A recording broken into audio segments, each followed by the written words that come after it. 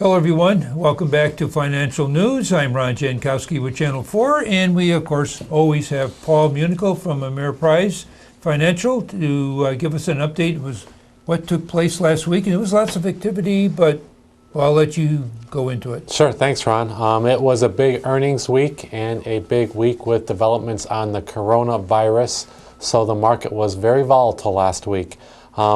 We focused on coronavirus last week, so today I'm going to talk a little bit about earnings and, what did the fourth quarter earnings imply for the road ahead for 2020. So let's dive into it. The U.S. economy in 2019 grew at a real rate of 2.3%. That's right in line with its 10-year average.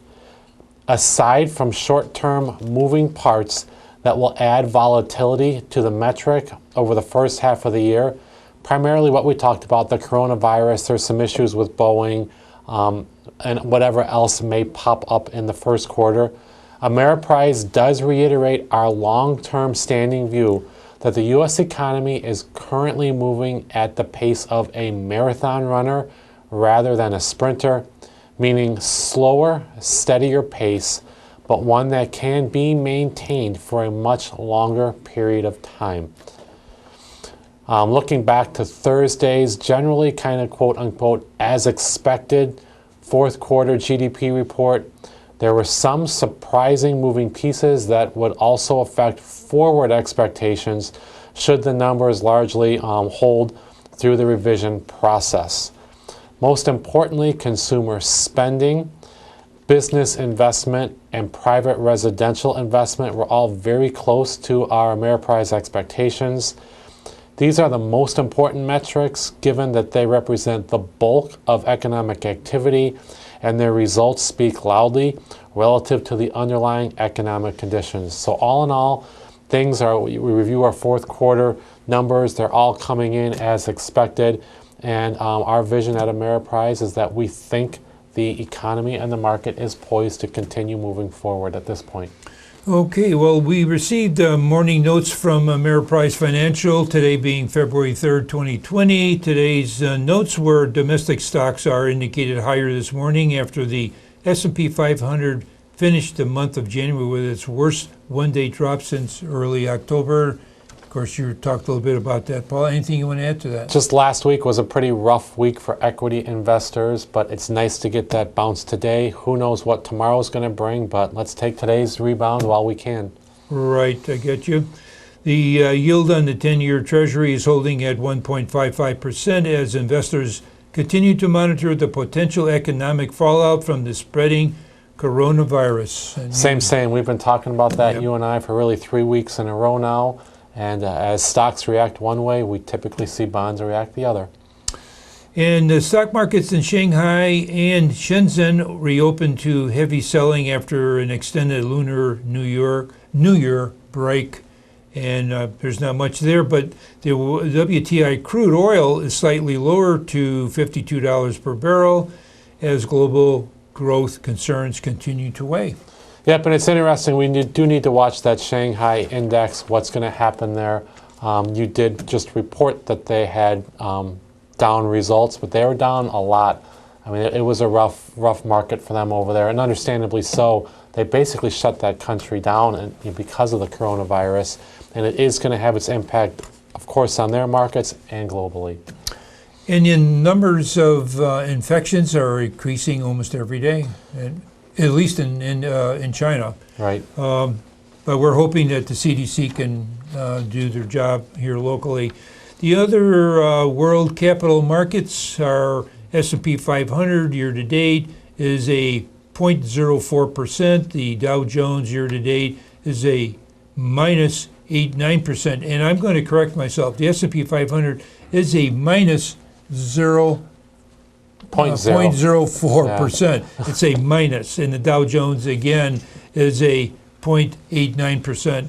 The Nasdaq Composite is a plus 2.08% year to date, and that's pretty much the story for today. All those negatives came in as a result, really, of last week. The market was clipping along at a pretty nice pace until coronavirus broke out, but we'll get through it. we'll get through it. And sometimes when things like that happen, I'm not saying this is a knee-jerk reaction, but sometimes it is, and it brings the market down, and it's just overreaction. But with all the airlines now being held back from traveling to China and China coming into us only on certain conditions are they allowed to come back to us with our people that are still there. With that exception, I think everything is pretty well closed down. Yeah, I mean, the reports I'm getting are the same that you guys are getting at home. It's just that they're trying their best to control this before it becomes a major outbreak, and we'll see what they can do. And that's it for the show today. Stay with us. We are going to be back with Your Money. Paul's going to be talking about the new law impact your retirement planning and something that you should be aware of that took effect 2019. And we will let Paul guide us through that process. Stay with us. We'll be right back.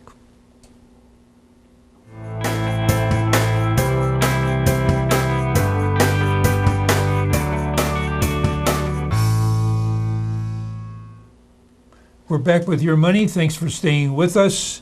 As I had mentioned, the Secure Act that has been put in law on 2019, it's effective 2020, and it's impacting the actually retirement planning, but there are some things that some people that it affects and other people it does not. Paul, I'm going to let you take it from there. Absolutely. As Ron said, it was a bill that passed, or an act that passed in December of 2019.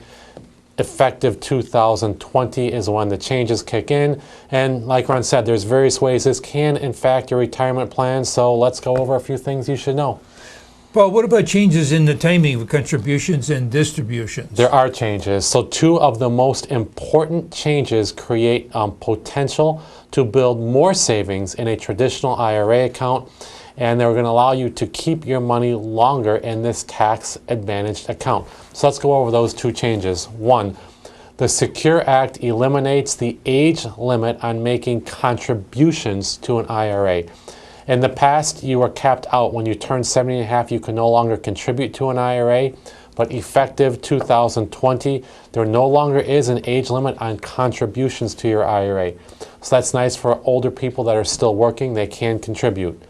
Second major change is the age at which you are first required to take required minimum distributions from a traditional IRA or your workspace savings plan has been raised from 70 and a half to age 72. Now this could help your retirement funds last longer and generate tax savings. This rule applies to those reaching age 70 and a half in 2020 or later. If you reached age 70 and a half in 2019, you are still bound to the same older required minimum distribution rules that started at age 70 and a half. What about enhancements for the workplace plans? There are enhancements there too. So the Secure Act includes enhancements to 401k plans on three different main fronts. Number one, employers receive greater tax incentives to automatically enroll employees into their retirement plan. Automatic enrollment tends to encourage participation in the plan. Point number two, annuity options can now be offered in more workplace plans. Annuities do offer a way to turn investment savings into a stream of steady income that one can continue throughout their lifetime. That tends to replicate the effect of a traditional employer pension plan. And the third change is workplace retirement plans are now more accessible to part-time workers. Employers are required to offer participation to those who work either 1,000 hours throughout the year or have 3 consecutive years with 500 hours of service. You still must be age 21 or older to be eligible. So 3 main changes there. They want the employees to save more money. They are trying to offer this annuity option, which is designed to kind of replicate more of a pension, and they're trying to get part-time workers involved. Ooh, that's a big change. And what about flexibility for withdrawals? There is more flexibility there as well. The new provisions allow penalty-free withdrawals from traditional IRA or workspace savings plans up to $5,000 per parent following the birth of an adoption of let me start that one over. If you've had a child or adopt a child, they are allowing up to a $5,000 credit penalty-free withdrawal from your traditional IRA. That's new.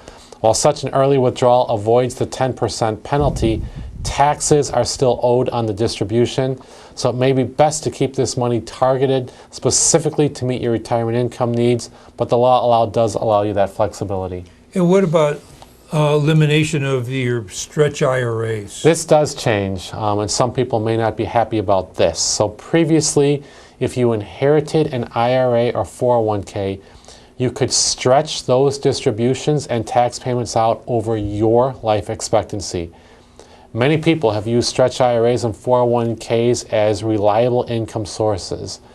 Under the new law, the IRAs inherited from owners who have passed away on or before January 2020. The new law requires many beneficiaries to withdraw assets from their inherited IRA or 401k plan within 10 years following the death of the original owner.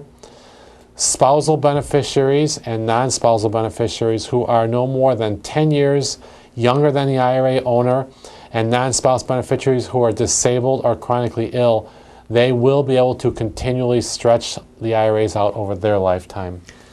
It sounds like you really should be talking to a professional.